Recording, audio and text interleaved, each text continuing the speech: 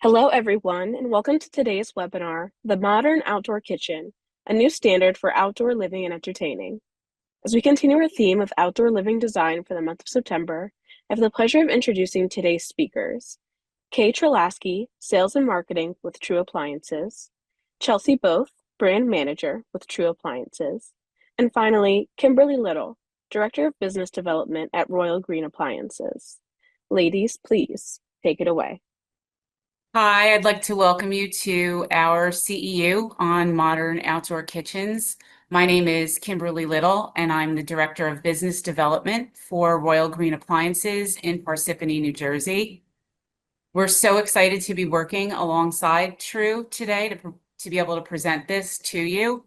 Just a little bit about me and what I do. I have 19 years of experience in the luxury kitchen industry. I specialize in working with designers, architects, and builders to bring dream kitchens to life. As an added layer of the support to the Royal Green sales team, I'm your go-to resource for appliance expertise, showroom coordination, as well as trade collaboration.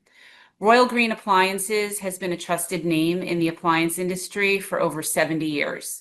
We have a flagship location in White Plains, New York City, Long Island, as well as Parsippany, New Jersey, and we've recently expanded to the west coast of Florida with 3 separate locations. Our Parsippany showroom is designed with the trade in mind. We offer high-end, ready-to-use space for your clients to help you and them envision the perfect kitchen. We also offer a trade partner program that rewards industry professionals for referring clients to us, whether they're purchasing high-end luxury or core appliances. While a lot of companies offer programs like this, here's how Royal Green's a little different. You will have a dedicated sales team, so you never have to chase down invoices in order to make claims.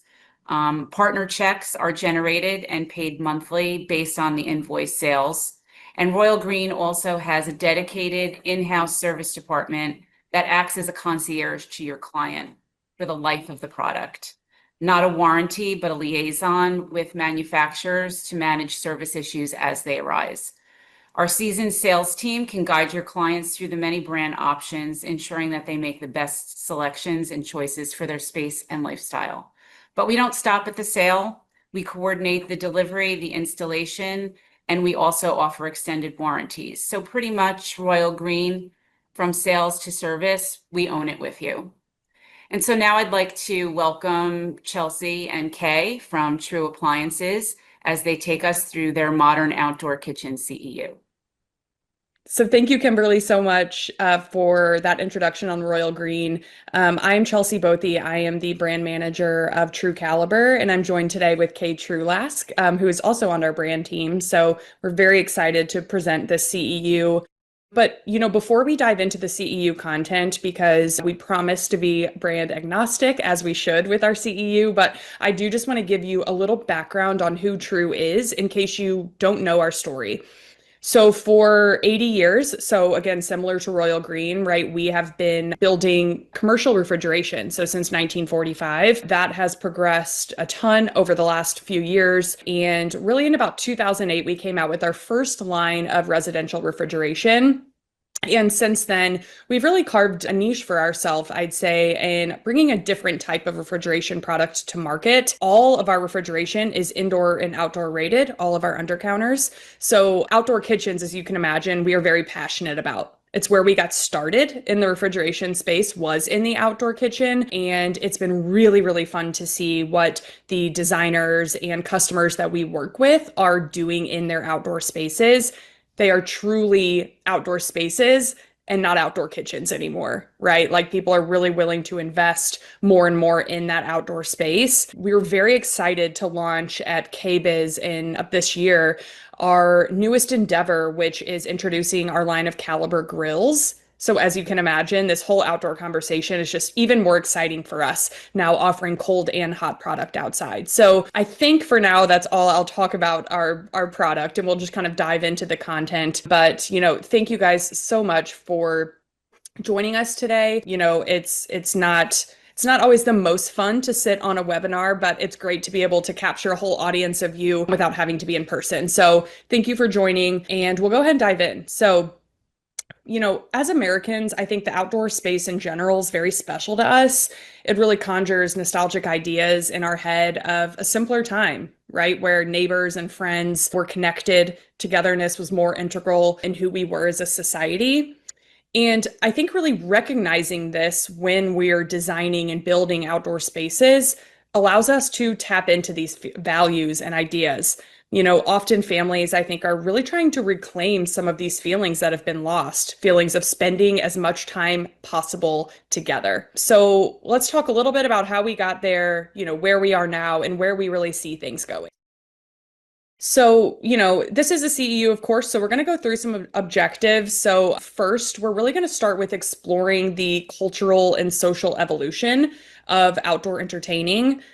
Then we'll go into, the principles of functional, inclusive outdoor kitchen design. Then we'll kind of take a dive into creating spaces in which you can spend time year round and what that means.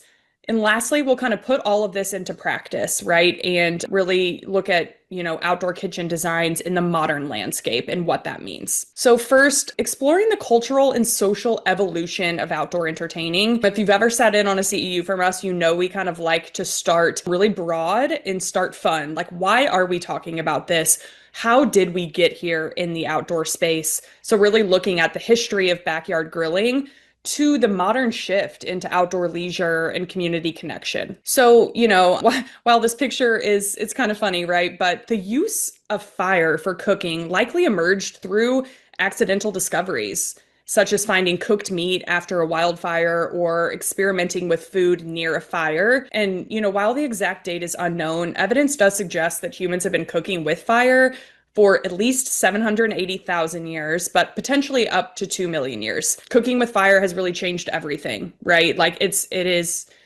we don't know a world without cooking with heat, but it introduced increasing nutrient absorption. Cooked food is easier to digest. And even more fun than that, right? The fun side of it was it really shaped social structures. Gathering around the fire, right? Some of these things are all terms we've used many times, but gathering around fires for cooking and eating, that likely fostered social bonds and storytelling and really showed people back 2 million years ago how powerful those social bonds are. So, post World War II, there was a huge backyard boom. So outdoor grilling really became mainstream in the 50s, suburban US. This was aided by affordable briquettes, charcoal briquettes, and iconic kettle grills by Weber specifically. So this here, this image, this is a slice of Americana. This is, who we are as people, who we are as Americans, indoor work, which means we really want outdoor leisure, right? We're working indoors all day. We want to be able to go outside. And clearly you can tell Kay and I are on the brand and advertising team because we pulled this super fun, old ad from Reynolds Aluminum, but wartime aluminum and concrete started to be repurposed as swimming pools and grilling tools. During World War II, there was restrictions on chlorine and concrete, which once meant that private in-ground pools were only, accessible to the ultra-rich. Afterwards, we had a surplus in these materials, so in-ground pools became more affordable thanks to that surplus and availability of these materials. At the same time, Americans increasingly moved indoors and away from more traditional agrarian jobs, away from that physical labor, and, found ourselves behind desks. For many, this was a relief, like myself. I mean, I was made to work indoors, talking for a living, right? And there are a lot of people that live within that bucket as well. But with that, we really lost our connection to the outdoors. Outdoor time, became a focus for leisure and getting out of the house.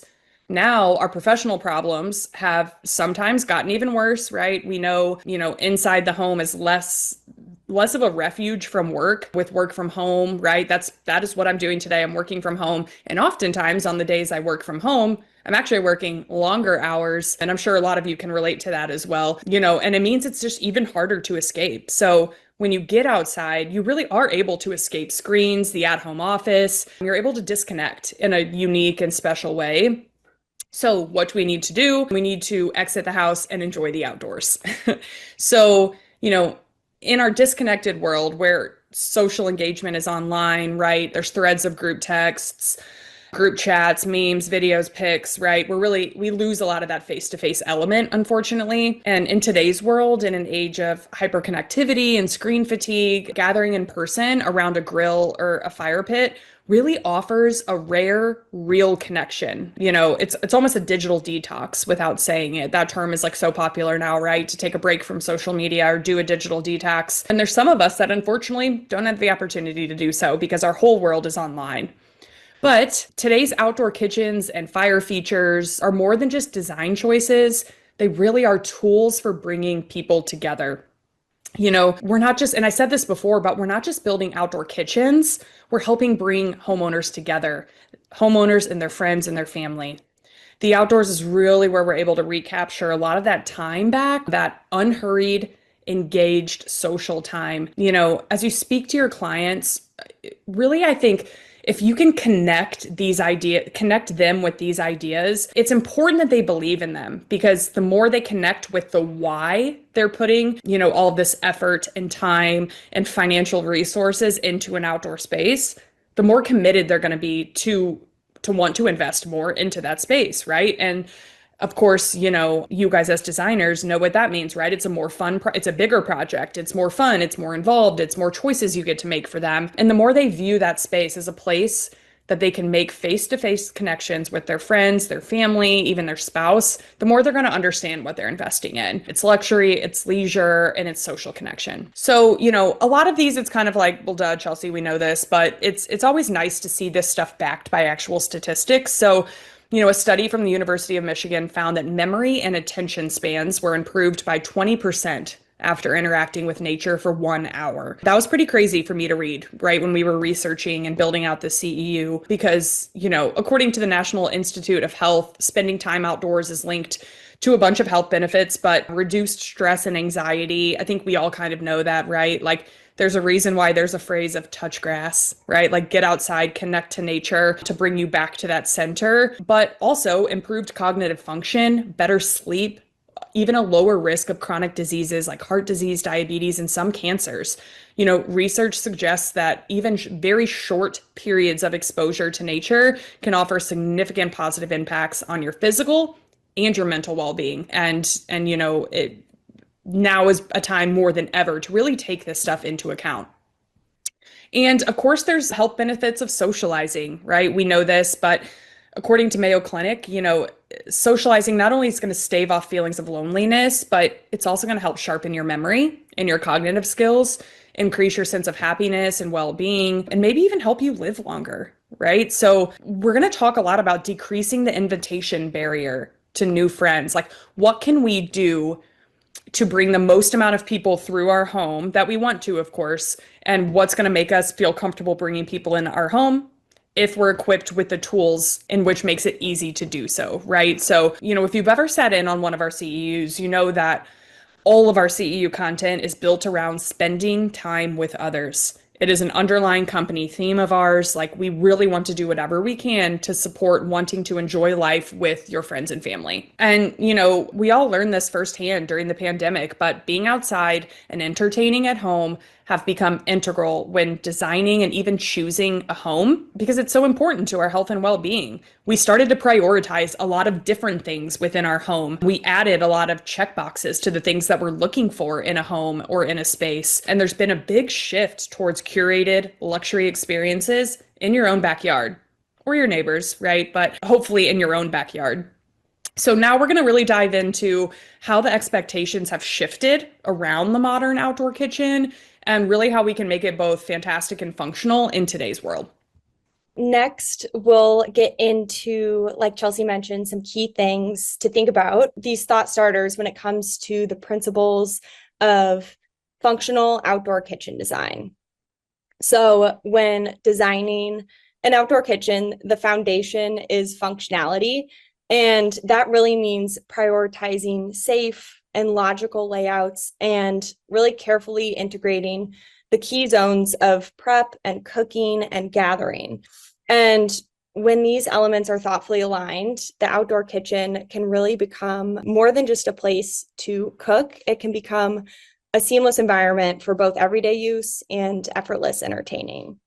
So first things first, the most important things to start with is looking at your space and thinking through how we're going to lay this out so that it all works seamlessly. Of course, you also want it to be beautiful, but when you really get down to brass tacks, it has to fit into the layout that you're working with. So the one that your client has available. And this can include accessibility, safe layouts, and really defining those separate zones for food prep, cooking, cleaning, serving, and gathering to reduce congestion and improve workflow of that outdoor kitchen. So here you'll see a great, very functional layout of an outdoor kitchen. And when it comes to layout and arrangement, usability and safety are really everything. You have hot areas like the grill that you see here that should be clearly defined, and circulation, we recommend that it should be planned so that no one has to walk directly past the grill, past that open flame to reach another zone of the kitchen. So really thinking about zone-based planning as you're thinking through the layout of your outdoor kitchen. So we want to think about these landing zones. Outdoors, just like the indoors, there should be a safe spot to set down those hot pans, foil trays, or pots, or anything that's just coming off the grill. And the standard kitchen guideline is to have 24 inches on one side and 12 inches on the other at least. And that's a reasonable expectation to have for your outdoor kitchen as well. And the same goes for sinks. So having at least 18 inches of clear space, workspace on either side really makes it more functional. And as you can see here, we have the food prep zone right next to the grill. You have ample workspace above that refrigerator drawer, and that could be a drawer appliance or a regular refrigerator door appliance. And having that open space above is critical for loading and unloading. So you have, those veggies in the top drawer that you're going to put on that gorgeous cutting board and then throw them right onto the grill. Another key consideration is accessibility. So pathways and openings should be wide enough for everyone to move comfortably. A 42-inch clearance works well, but if you do expect that multiple people will be in this kitchen at once, and looking at this kitchen, it's large and it looks like it's going to host a lot of people when they're entertaining, you might want to do 48 inches for that walkway.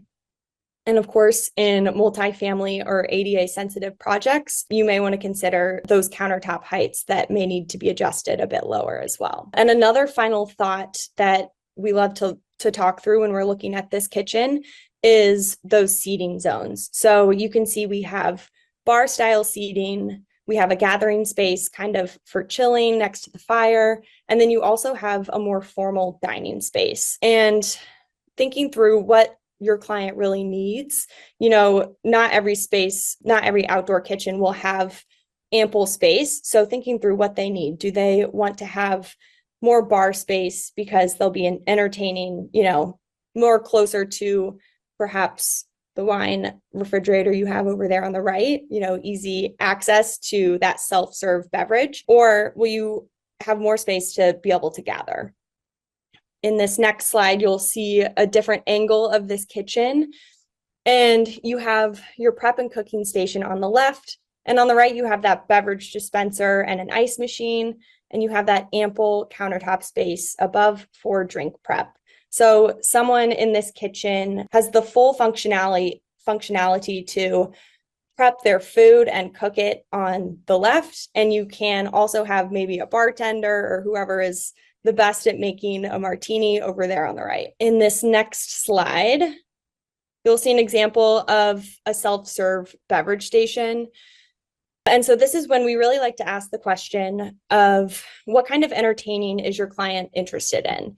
Are they inviting several friends over who are going to bring wine and beer and want that easy access, throw it into the top loaded fridge like you see in this image? Or are they bringing their own bartenders and staff to serve thinking through these different use cases, it's really a wide spectrum of outdoor kitchens that can be built, and just thinking through that zone-based planning can really be a great place to start. So when it comes to appliances, and especially refrigeration outdoors, which we do know a lot about, one key design choice that we get asked all the time is drawers versus doors. So the right answer really does depend on how the space will be used. In drawer style refrigeration, like you see here, this really offers that quick access, better visibility, and easier organization. They're really great for separating food. Like you see, we have, I think, a taco station going on in this top drawer. But for example, you could have your raw meats that are going to go on the grill later in the bottom drawer, and you have that produce on top. And this both improves food safety and convenience. And drawers also tend to be a little bit more ergonomic, so especially for seated users or maybe kids. And they also work well in tighter spaces where a full door swing might get in the way. Next up, the door style refrigerator. So on the other hand, you'll see in this image, we have a beverage center, and this will give you a little bit more vertical storage. So this is ideal for bottles and pitchers and party supplies. And a key question to ask in this scenario is there forced air refrigeration in this unit, in this appliance? So unlike traditional residential fridges that rely on passive cooling, which is where the cold air simply sinks to the bottom and creates uneven temperatures in the refrigerator, forced air refrigeration is using that commercial grade forced air system. And that basically means that cold air is actively circulated throughout the entire interior, and this is ensuring consistent, even cooling from the top to the bottom. So if it's a hot day and your guests are opening that door over and over again, the temperature will bounce back extremely quickly, keeping everything both safe and cold. So this level of precision is really ideal for an outdoor kitchen where, those temperatures and those conditions can be a little bit less controlled. So whether it is food storage or beverages or both, clients really get the same high performance of cooling that is trusted in those commercial grade restaurant kitchens, but it's also beautifully designed for the home. And in the drawers versus doors debate, one helpful strategy is to, it sounds easy, but combine both and have a drawer unit, with the food that's near the grill, like we saw. This is in that prep zone, or maybe you have the beverage center off on the corner in the gathering area or the bar area. And having both, if you do have that opportunity, really keeps the traffic from, getting too high in those areas, and it separates kind of the cooking from the entertaining, preventing that overlap. So depending on who's using the space, you also might consider some things like locks, proximity to heat, and accessibility. For example, are there children in this outdoor kitchen, and do they want easy access to the ice cream sandwiches in that bottom freezer drawer? Or maybe you want to lock your alcohol away from your teenage kids. Really thinking through these little things will help, not only you design the kitchen, but your client will be forever grateful. So this is really planning your refrigeration with intention and not just placement, but that functionality. And it really adds value to the outdoor kitchen experience. So here you'll see another great example of a functional, thoughtful layout. This poolside complex is really equipped with it all. So you'll see on the far right, we have an outdoor shower, an outdoor bathroom, you have a full kitchen, as well as dining, and even further on in the photo, there is a fire pit, which will show another up-close image of that. And I love the dog in this image, really making it look so comfortable. But this is really making the space and functional layout, ensuring that you won't have to go back indoors for a single thing. So here you can see a more zoomed in look at these incredible functional zones, a kitchen with beverage storage and an ice machine, and it has the gorgeous complementing woods and fun tile in the background. And I think I even peeped an Aperol Spritz in there. So the party prep in that zone has already started. And then next you have that open outdoor shower, perfect for a rinse post swim. And then you have this fun bathroom. And if you're thinking about the function of all of this, I think what comes to mind for me is this is an entertainer's dream. So you're not having your guests traipse back into your house after they've been in your pool to go to the bathroom or to grab a beverage.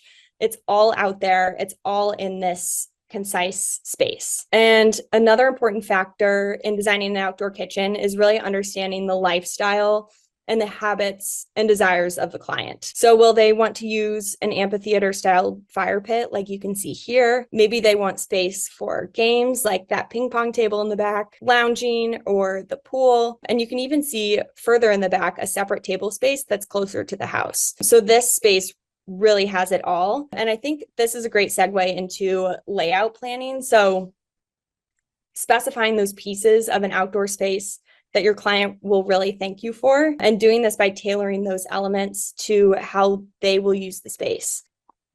So here is a really fun example.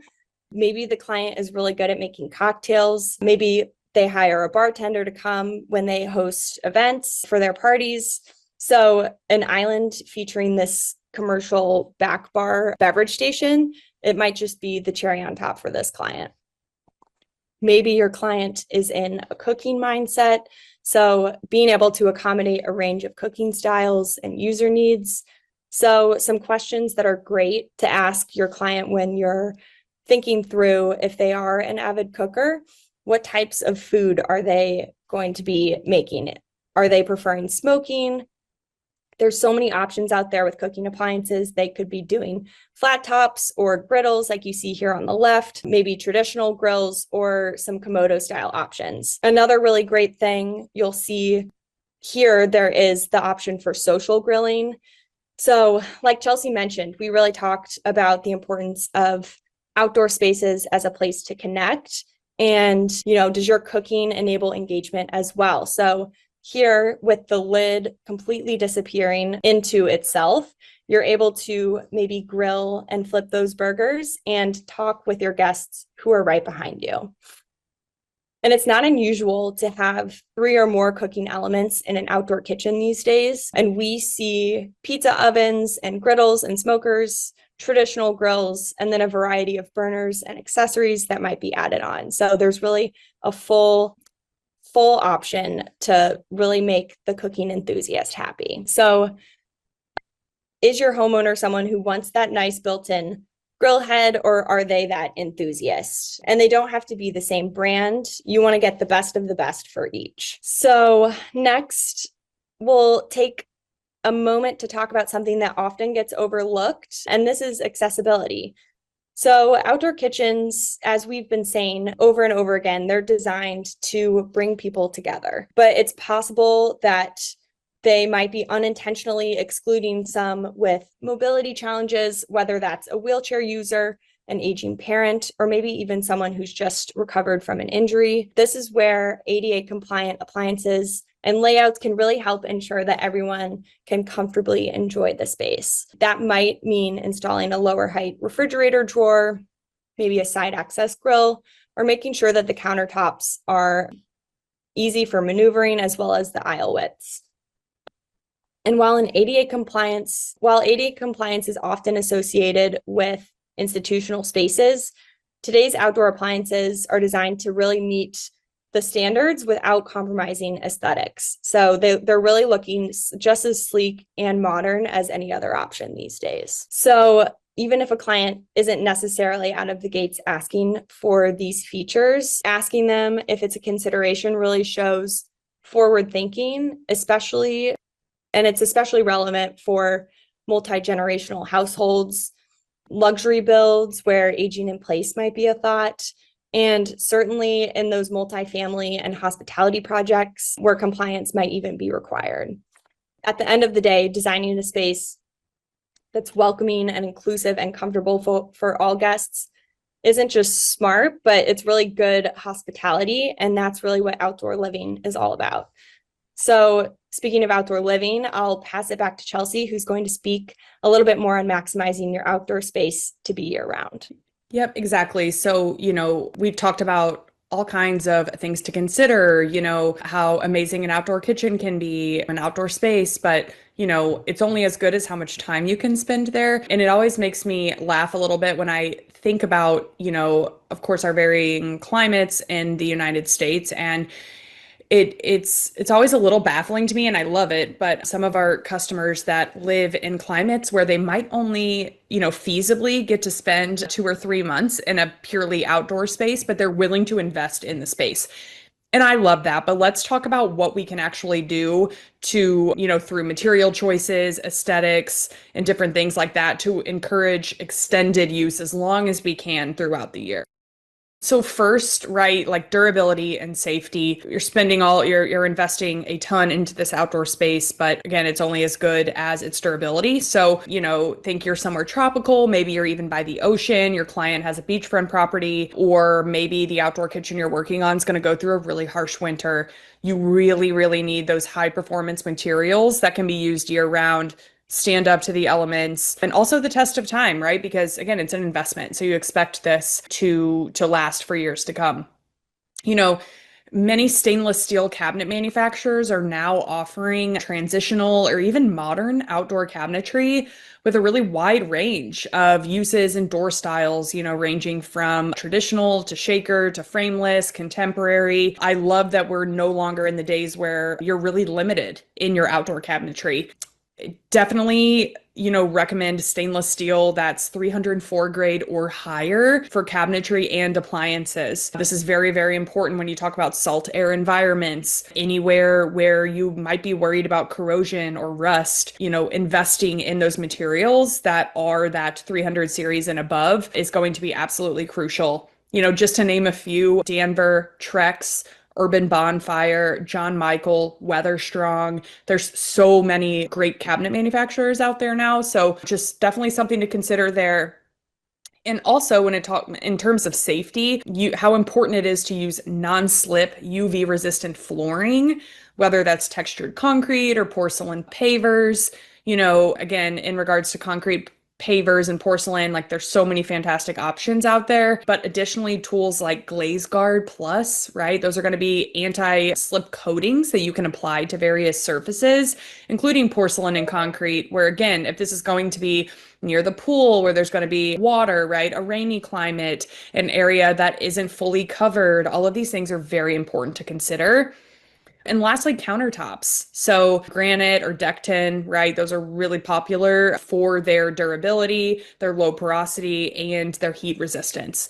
All of those, again, when you're talking about investing in this outdoor kitchen, are so important. And then there's climate responsive features. So, incorporating infrared heaters, ceiling fans, and retractable shades to be able to adapt to changing weather. I'm based in St. Louis, where True is based, and we get every single season. And I love that, right? But we get what we call, fake fall or fake spring a lot of the times, where you don't really know if it's going to be 65 one day and 85 the next. So having these things where you're able to quickly respond to that and adapt your outdoor space, that's huge. So fire pits and outdoor fireplaces, those are encouraging winter use, right? By creating that warm space. However, something like, misting systems or pergolas are going to provide summer comfort, and here you get a great view of what a pergola can do. Again, same as like a misting system in a perfect world, anytime that, the heat index gets above, right, 85, like I would love to have a mister at all times. So those things are readily available though now, as you guys know, as designers. So, I love this image. This is a true extension from indoors to out. We're seeing this more and more, a fully protected, extended area of the indoor space. That kind of seamless move from indoors to out is so beautiful, and again, extends that life.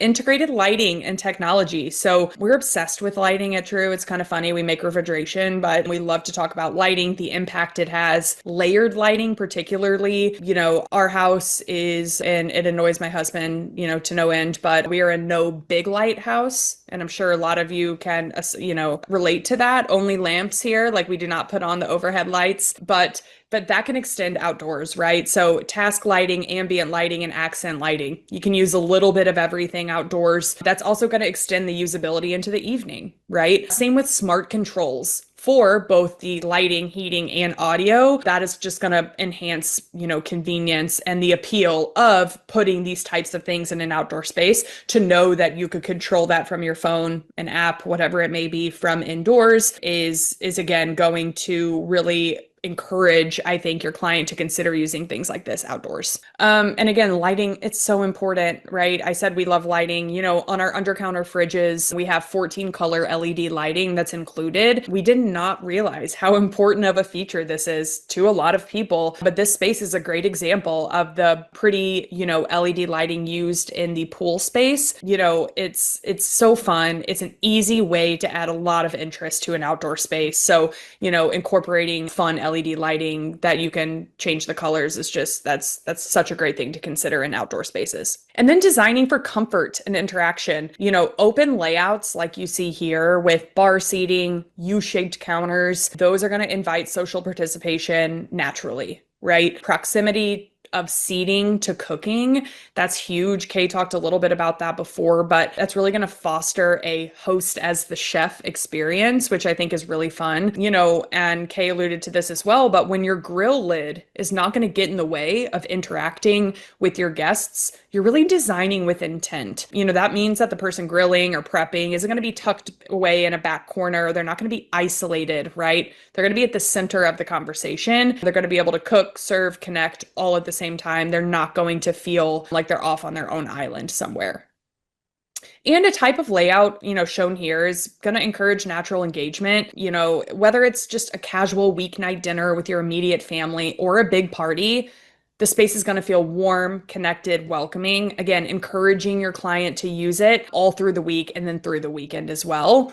And, and for clients, I think that connection is going to be a huge part of what they're investing in, right? The more face-to-face time with friends and family with fewer barriers in between. And, oftentimes, like we showed this picture earlier, but while this is a fantastic space for many reasons, this is just kind of a thought starter of, if you have the ability to, maybe you want to think through the layout a little bit more. In this instance, the griller, they're going to be behind all the social interaction, again, and kind of on their own. I realized they were probably limited in space or layout in this particular outdoor kitchen, and there's nothing wrong with that. But again, I think your client, as long as you can take that into account of like, hey, maybe it makes more sense. I know you had your eye on this particular grill, but maybe it makes more sense to place it over here so it's not so isolating. Just something to think about. And with that said, we're really going to finish out this CEU and talking about, how to practice all of these things we talked about. So I'll pass it back over to Kay. Thank you, Chelsea. So like Chelsea mentioned, we'll wrap this presentation up with a final deep dive and a bit of revisiting into how you can best tailor the outdoor kitchen in today's modern landscape to really reflect the client's lifestyle, their culinary preferences, and their design aesthetic. Like I mentioned earlier, listening to what the client wants, as we all know, is first and foremost. So taking this into account, what we always recommend starting with is a detailed lifestyle interview. How often is your client entertaining? What do they like to cook? How many people are typically gathering at their home? Even considering dietary preferences, cooking habits, and tech savviness are all great places to start when talking with them first about their outdoor kitchen. Maybe they want to have every bell and whistle, or maybe they just want something simple and beautiful. So here in this photo, you can see a gorgeous outdoor space, and it's very pool-centric. They are obviously lovers of lounging and laying out by the pool, or perhaps you might have a client that wants to focus on having it as a hub for TV and sports gathering, and maybe they want to watch the latest sports match while they're cooking lunch for their family. So here you'll see an example. This is a very sleek, minimalist kitchen, and this is all about aligning with their design aesthetic. So, maybe they're coming to you because they don't know what they want. So you could go minimalist and sleek, which you'll see here. We have those integrated appliances, more of a muted palette, or you could go rustic with natural stones and wood accents and very warm finishes, and Mediterranean. There's all these different options today, and the outdoor kitchen is really, it's your oyster to make it how your client wants, and you all have the vision. So, keeping it in mind that the outdoor space is really an extension of the indoor space, and having the cohesion with the home's architectural elements and surrounding landscape. These days, you really see more contemporary home profiles being built, and somehow the outdoor kitchen always gets stuck looking in the 80s or 90s. So this is a perfect example of that necessary outdoor storage that I mentioned earlier. You can see under the sink, they have perfect storage for bowls and plates that you can keep outdoors, utensils maybe in that top drawer, and then you have trash underneath.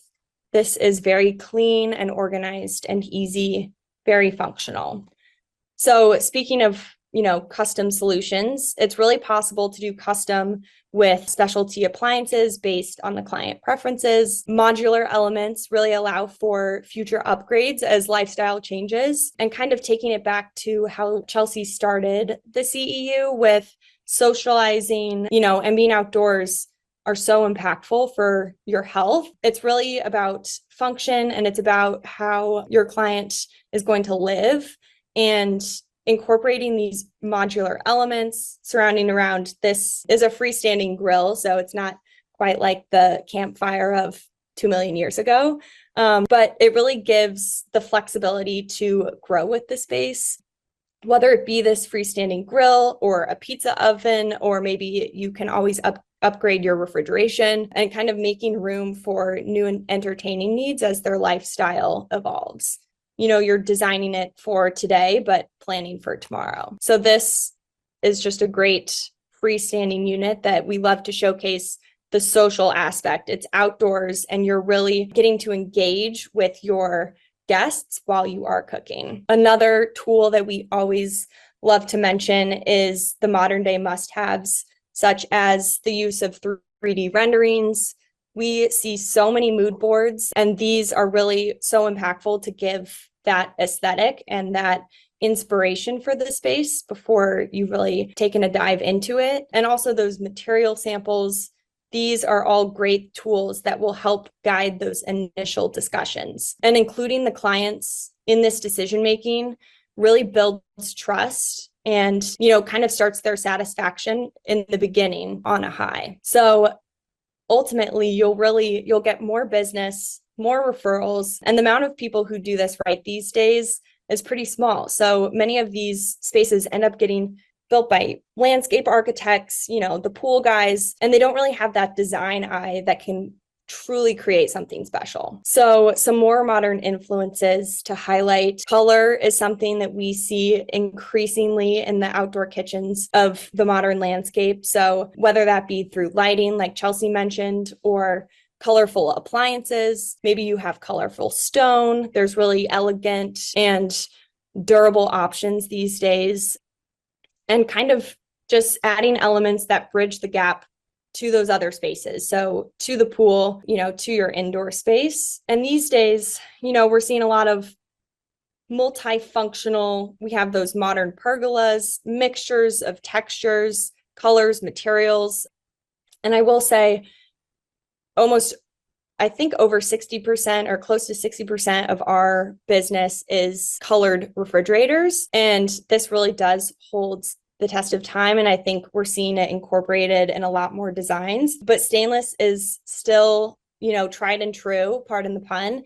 It is always a consistent selection for outdoor. Like Chelsea mentioned, using that, 304 grade stainless steel and higher, it really just is an investment in your outdoor kitchen so that it will last, it will stand that test of time. And here's another gorgeous example of an outdoor kitchen. And I will end it by saying I'd like to thank all of you for joining us today. In a world that feels increasingly overscheduled, overwhelmed, digitally saturated, outdoor kitchens really do offer something so powerful. And that's the opportunity to reconnect. And this is with, nature, with others, whether it be your family, your friends. And it really offers that sense of leisure that feels increasingly rare. So just a quick recap of what we discussed. So outdoor kitchens are more than functional. They are cultural, social, and architectural expressions. They really reflect how we live, how we gather, and how we share our time together. Functionality should really guide every design decision, whether that be layout or accessibility, and really thinking beyond summer. I know the outdoor kitchen is typically the summer space, but the most successful spaces are those that are really enjoyed and comfortable and inviting year round, with features that support that all season enjoyment. And finally, personalization is really everything. So tailoring the space to the client's lifestyle not only delivers that satisfaction, but it ensures lasting value and emotional connection. So thanks again, and we really appreciate your time, and we are ready to get into any questions that you all might have. Hello, everyone. Thank you to our wonderful speakers for their presentation today. We have a few audience questions, so let's dive right in. So our first question for Kay, Chelsea, Kimberly, from Cameron. What are your thoughts on outdoor dishwashing, mainly the challenge of having to bring dirty dishes back indoors to be cleaned? Yeah, that's a great question. From our side of things, since we only make refrigeration, I can't speak to an exact outdoor dishwasher, but one thing I can say that we have seen is if the space and budget allows, our customers opting to have every outdoor appliance they can in that space so that they eliminate the need of having to rush back and forth, right, between the indoor and outdoor kitchens. So that is what we see over and over, even if it's, the smallest, an 18-inch outdoor dishwasher, just somewhere to be able to dump designated like glassware and wash them out is huge.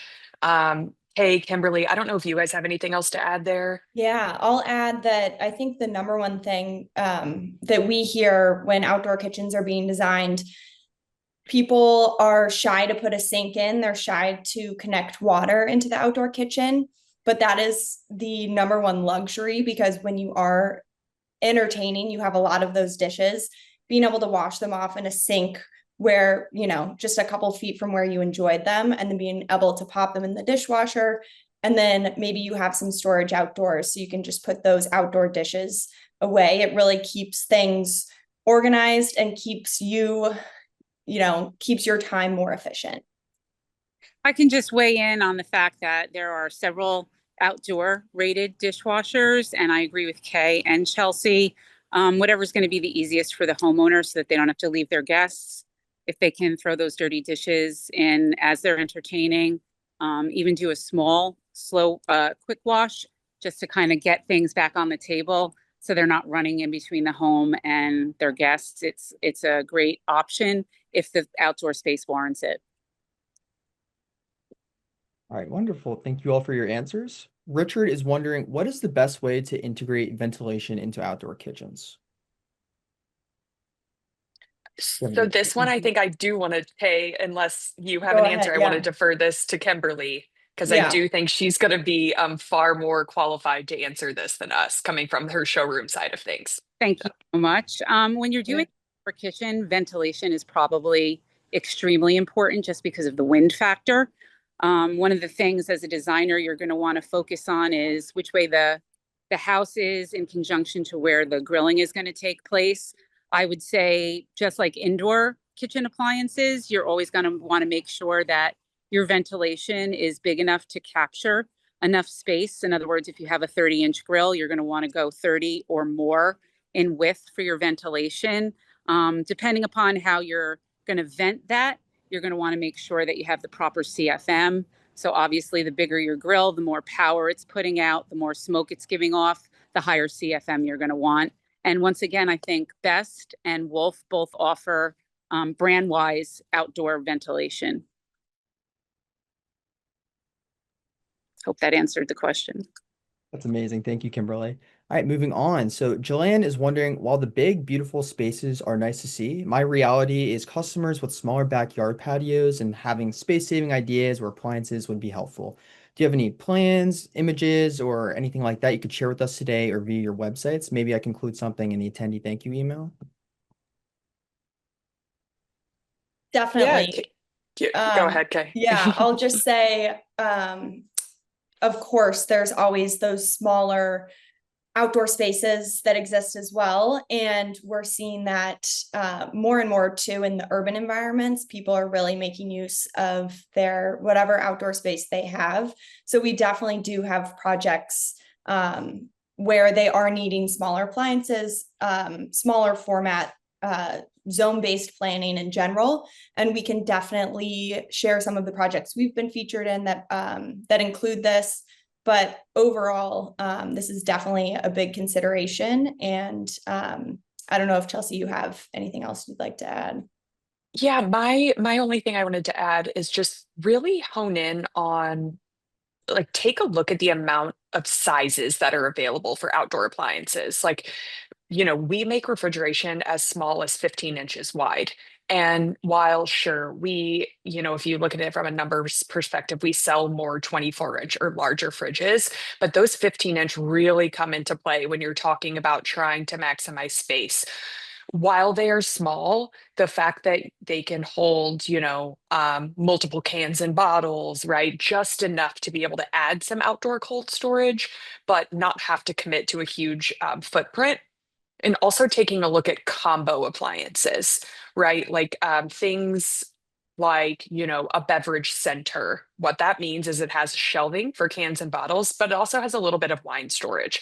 So really, I think going to the customer and saying, or going to your client and saying, like, what is the most important, right? You're limited in footprint. What's the most important thing to consider? And then deep diving there. I am always amazed at the new sizes of appliances, new types of appliances, and things like that. Like, yes, it's so fun to show big, grandiose, uh, kitchens, but the reality is for most of us, right, we are limited on space. All right, awesome. Thank you so much. Kelly is wondering, what do you recommend for winterizing outdoor kitchens that are also easy for customer use? So from again, refrigeration perspective, just really quickly, and then Kimberly, I know you'll have some great insight, I'm sure, outside of that. Um, the good news is for our appliances and almost all outdoor rated appliances, the winterizing aspect is essentially take product out of it, right? So you don't want cans and bottles and stuff in there when the temps are going to be super low, covering it, of course, if it's going to be open to the elements, turning it off, really, like that's essentially as easy as it is. Things are more involved when you're talking about an ice machine or anything that does have water. There is a whole proper, you know, essentially there's like a 7 minute video on our YouTube all about how to winterize that product. It's not a difficult process, but it is a process in which you need to follow. Other than that, it's not like you're going to have to pull out our refrigeration products, right? And like house them somewhere else. That's not the case, but there are things that you need to consider, especially with the quality of materials you're using outdoors. That's why I always think having that conversation based on where someone is super important. The background behind Kay, that outdoor kitchen is in Chicago. Okay, you bet that needs to be protected from the elements once a Chicago winter hits. But those are high quality materials, right? I believe that's a Decton countertop, Kay, right? So Correct. Yeah. yeah, just really taking into account the quality of materials being used. I think the most important thing for folks and designers to remember is anything with a water line needs to be shut off and disconnected. That's probably the most important. You don't want that water line freezing. That's really what can damage the appliance. As far as the grill or the ventilation are concerned, there's really nothing special that you need to do with either of those. I mean, think about it. People grill all year long, regardless of the temperature. I know my husband's actually shoveled a path in the snow to our grill for steak. So I think the most important takeaway about weatherization for outdoor appliances lies mostly within the refrigeration or anything that has water to it. So a dishwasher, an ice maker, if you have a combination, refrigerator, freezer outside, you're going to want to just make sure that the water is disconnected. All right, awesome. Thank you. That actually answered two of my questions. So our last question for the day is kind of a broad question, but what are some key design trends for modern outdoor kitchens you're seeing right now that reflect changing homeowner priorities or lifestyles? Yeah, I'll start. I think we're seeing, and this was showcased in our presentation too, but really a trend toward modern, and a trend toward colorful. And I think the outdoor kitchen is a place where people are realizing you can have a lot of fun. And I know we were saying it's an extension of your indoor space, but it really is a place where you can have a little more excitement, a little more color, and dare, to have it be a little different and exciting. So I think we're really seeing that come forward just in the colors that people are using, the design, the stone, and all of that. Yep, Kay really nailed it with that one. I was going to say color. People just willing to have much more fun. You're not limited to just stacked stone and like rustic wood outdoors anymore. There's really just, and that's a beautiful look in itself, but it's not for everyone. So, so many metal cabinetry manufacturers out there now, they can really lean into color, and just having fun with materials. Yeah, it's to Kay's point, a place where you can really be playful. You can have a lot more fun because you're not staring at it all day long in your main space, right? You get to kind of escape to go spend time in your outdoor space, and then you can, come back to maybe your more, traditional or safe kind of design style. So it's always really fun to see that. And I think as designers, your clients best. You wanna kind of play on what excites them, what they're going to be using the appliances in their outdoor kitchen for.